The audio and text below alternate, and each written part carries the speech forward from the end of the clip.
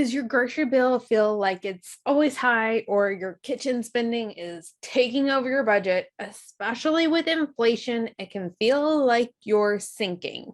In today's episode, we're going to be talking all about saving in the kitchen and 6 simple strategies to stay afloat with your priorities intact. So let's do this.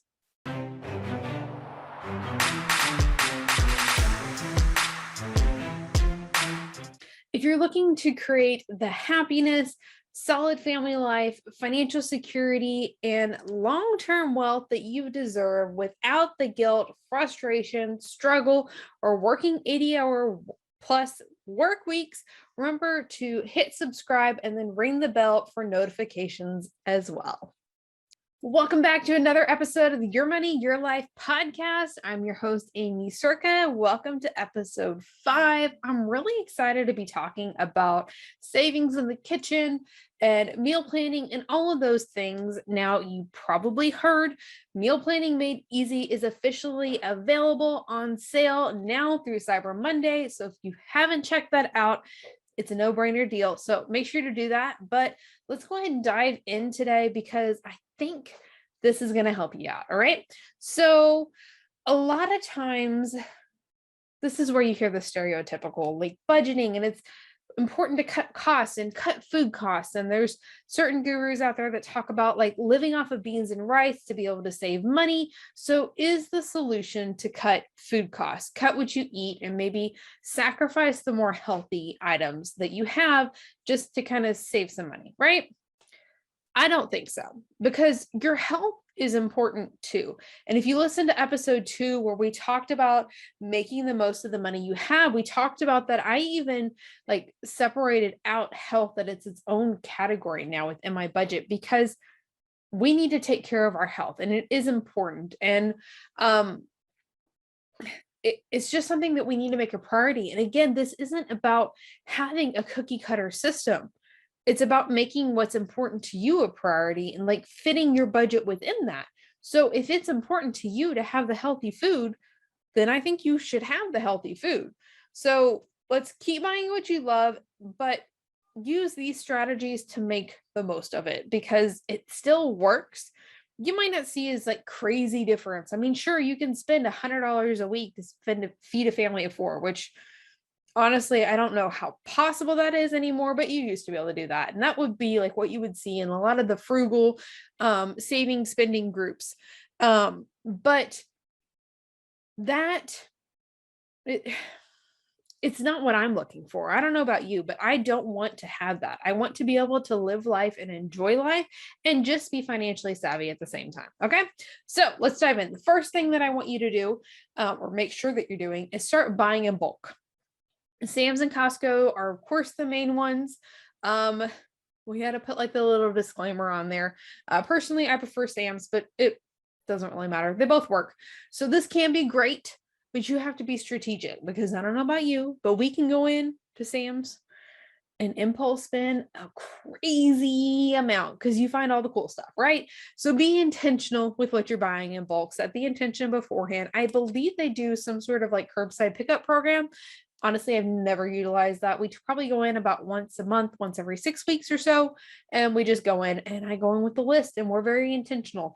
But the only thing that they're allowed, it's not really on the list, but I know we're going to end up buying it, is the chocolate chip muffins from Sam's. They're just really good and they're a fun treat. So buying in bulk is a great strategy to utilize. If you got kids in diapers, I do buy my diapers, pull-ups, and flushable wipes from Sam's because they are cheaper there.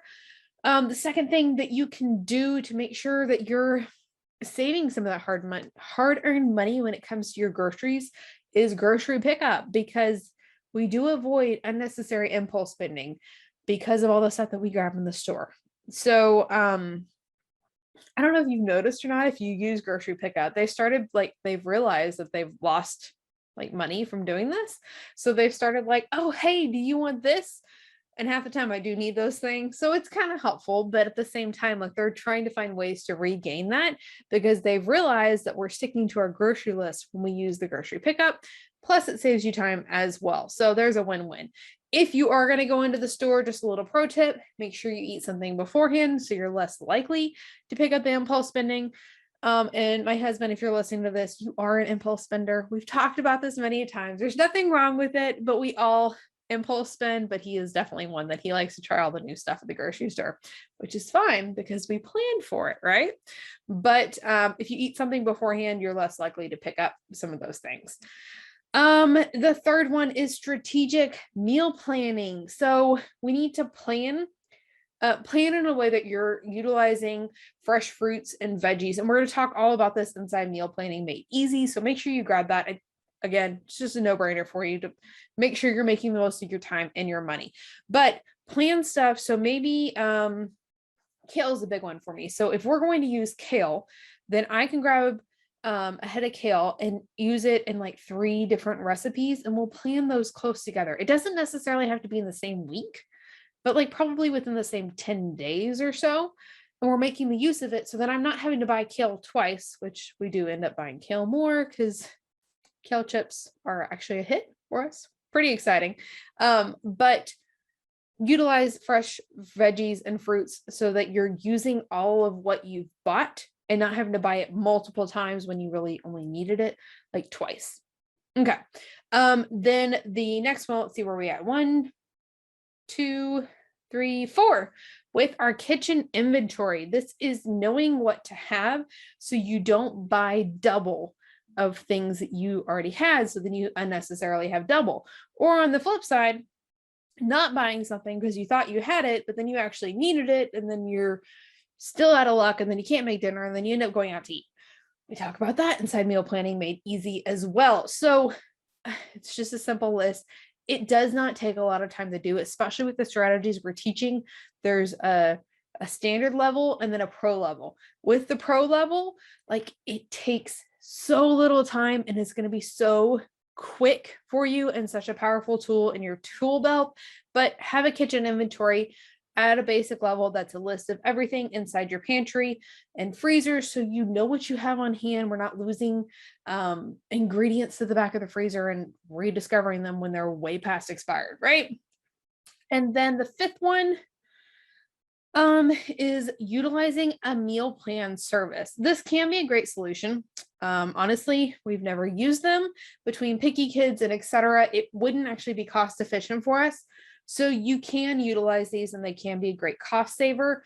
But even if you are using a meal plan service, you still need to be using these other tips that we're talking about, because it's not a replace all. You're still going to have things that you need to take care of. You still need to be aware of what's in your kitchen inventory. You still need to be strategic with what you are buying at the grocery store. And it would still be smart to buy in bulk for the things that you do need, like household goods that you're not getting from your meal plan service. Okay. And then the 6th and final strategy that I have for you is your time. If you not having time to handle the kitchen expenses is costing you money. We all have the same amount of time. We all have 24 hours a day. Avoiding it isn't the solution, okay? Saying this is just the way it is not the solution.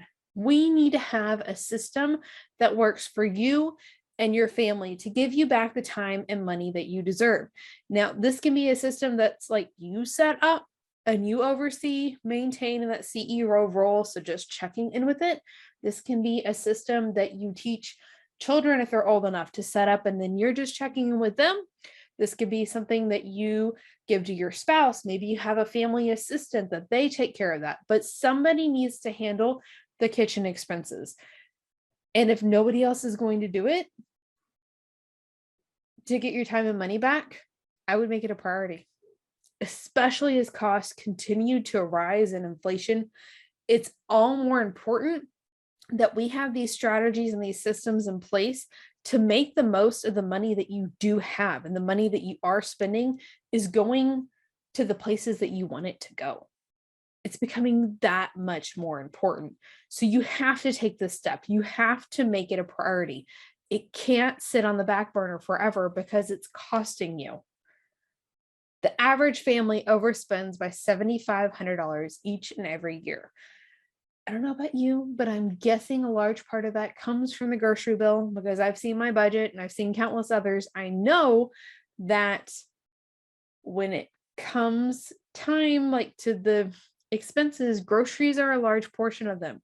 So when you get this figured out, the system put in place, again, we're not limiting ourselves. This is about running things on a systematic manner so that you have more of that time and money that you deserve, because it doesn't have to be a struggle. This doesn't have to be hard. This doesn't have to be this overly complicated process. You can do this. It does work. And meal planning made easy is the next step for you, because it, again, I'm giving you the tools, the templates, the system that you can take off and make it work for you at the no-brainer deal. Okay. So if you haven't already, go to aimeecerka.com/meal, grab meal planning made easy so that you can take back that time and money that you deserve. That meal planning in the kitchen, saving in the kitchen does not have to be a struggle. It is possible for you too. I think that's it for this week. We'll see you on another episode of the Your Money, Your Life podcast. Bye for now.